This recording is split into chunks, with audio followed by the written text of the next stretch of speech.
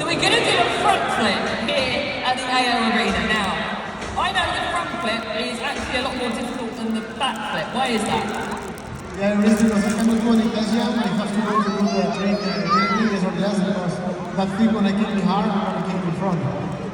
Okay, do you ever get scared? You're very casual, very chill. Actually not, there's some trick that scares me, I put it aside and I work on that again, with more confident in the future.